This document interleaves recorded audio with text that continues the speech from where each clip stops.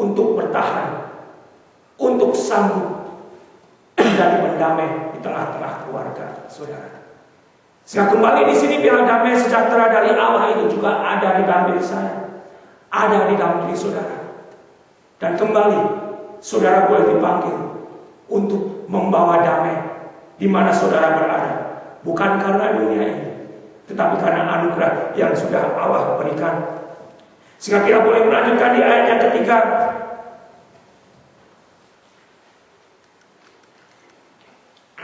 Kami wajib selalu mengucap syukur kepada Allah karena kamu saudara-saudara.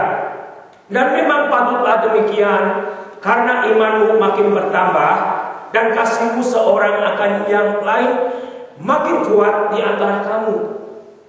Saudara, Rasul Paulus memberikan satu dorongan kepada jemaat di Tesalonika, meskipun Paulus melihat ada satu kelemahan, tapi dia memakai satu kekuatan yang ada di tengah-tengah jemaat di Tesalonika. Mereka selalu mengucap syukur kepada Allah karena iman mereka yang makin bertambah dan kasih mereka yang bertumbuh, saudara. Dan di sisi lain, mereka saat itu digoncangkan imannya tentang permasalahan bahwa Tuhan Yesus katanya sudah datang.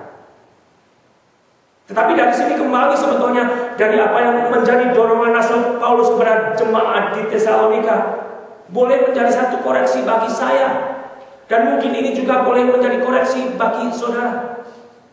Sepatutnya saya dan saudara yang ada dalam Tuhan Yesus demikian juga.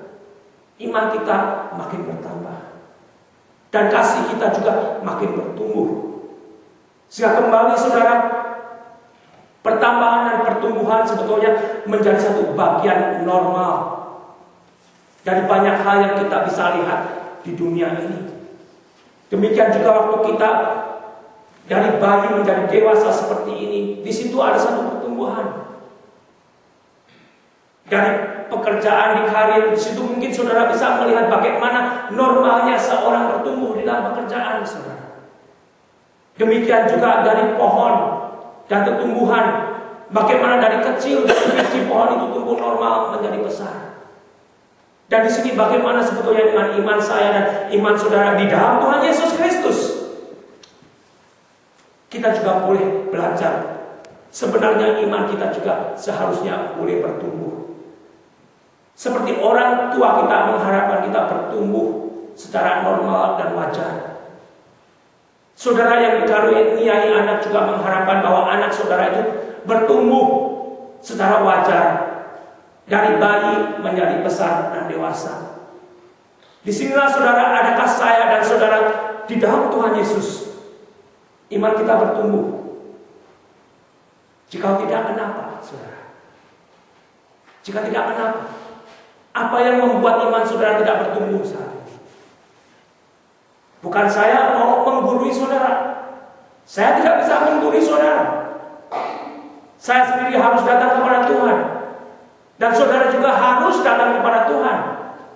Kenapa? Jika kehidupan iman saudara secara pribadi tidak bertumbuh. Dan jika saudara menyadari itu, saudara sebetulnya kehilangan sukacita. Sebagaimana jika saudara bertumbuh selayaknya sebagai orang percaya bertumbuh. Saudara boleh deteksi kembali, adakah iman saudara saat ini bertumbuh sebagaimana seharusnya firman Tuhan katakan. Saudara perlu kembali kepada Tuhan. Sehingga sebagai orang Kristen, sukacita saudara tidak akan saudara buang dengan sia-sia. Waktu kita terus berlalu saudara, umur kita terus bertambah. Tahu-tahu sudah 40, 50, 60 saudara. Tahu-tahu kita sudah dekat dengan ajal kita. Tapi dari situ saya dan saudara, kalau tetap tidak memperhatikan bagaimana pertumbuhan perjalanan hidup saudara bersama Tuhan Yesus, saudara rugi besar. Bukan berarti saudara tidak akan masuk surga. Saudara rugi besar. Untuk menghidupi hidup yang Tuhan anugerahkan kepada saudara saat ini. Dan jika saya dan saudara makin lama berada di tengah jemaat ini, saudara, jika kasih kita tidak semakin murni, di situ juga sebetulnya ada satu kesalahan di dalam bertumbuh. Semakin lama kita semakin berjemaat, seharusnya semakin lama semakin kasih saya dan semakin kasih saudara itu menjadi murni. Semakin kita akan menjauhkan dari percekcokan, karena kita semakin mengerti, oh sifatnya si ini ternyata demikian, oh sifatnya si ini demikian, saudara. Demikian juga mulut kita akan lebih dibatasi, akan lebih dirubah oleh Tuhan.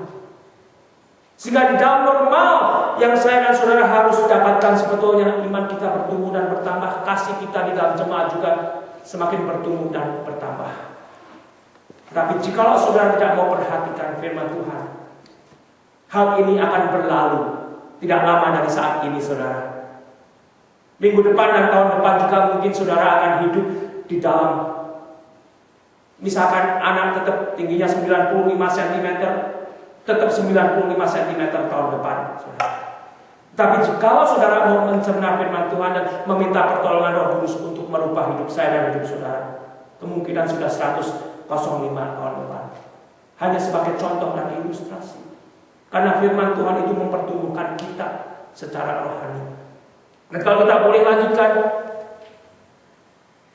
sebetulnya dari sini kita juga boleh melihat dari Ibrani pasal yang kelima ayat 11 sampai dengan 14 yang saya akan bacakan. Tentang hal itu banyak yang harus kami katakan, tetapi yang sukar untuk dijelaskan karena kamu telah lamban dalam hal mendengarkan. Sebab sekalipun kamu ditinjau dari sudut waktu, sudah seharusnya menjadi pengajar.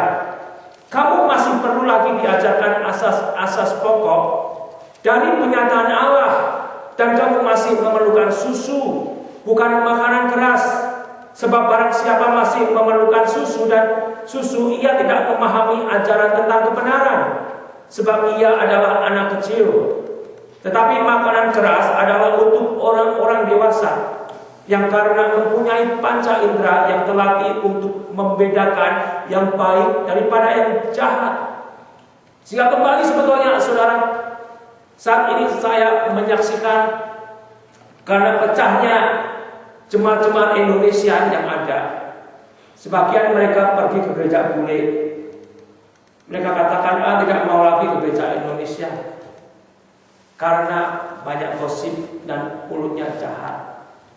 Sebetulnya kalau orang tersebut masuk di gereja bule atau gereja manapun juga, memiliki penyakit yang sama, saudara. Memiliki penyakit yang sama. Masalahnya jika saya meninggalkan gereja ini pergi ke gereja bule atau gereja yang lebih besar, karena saya menjadi orang yang invisible. Sebagai orang yang invisible, saya tidak akan bertumbuh. Jika saya dan saudara mau bertumbuh di dalam Tuhan, saudara harus kelihatan. Sehingga saudara boleh didorong, dan saudara juga mau dipakai untuk mendorong. Oh, saya berjemaat di gereja rock. Oh, saya berjemaat di gereja lain yang besar, saudara. Apakah pengurus gereja itu tahu saudara? Mungkin tidak. Saudara harus memasukkan diri di tengah-tengah pelayanan mereka. Demikian juga di sini sebetulnya.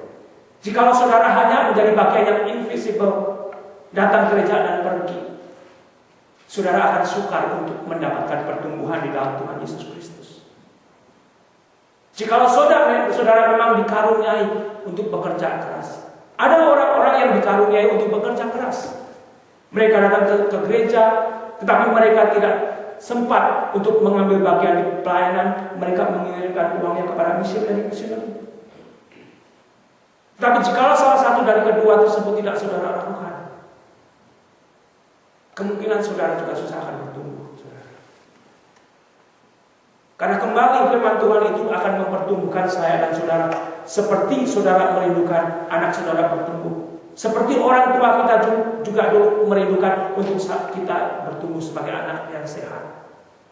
Dan kita boleh melanjutkan di ayat yang keempat, Sehingga dalam jemaat-jemaat Allah kami sendiri bermegah tentang kamu.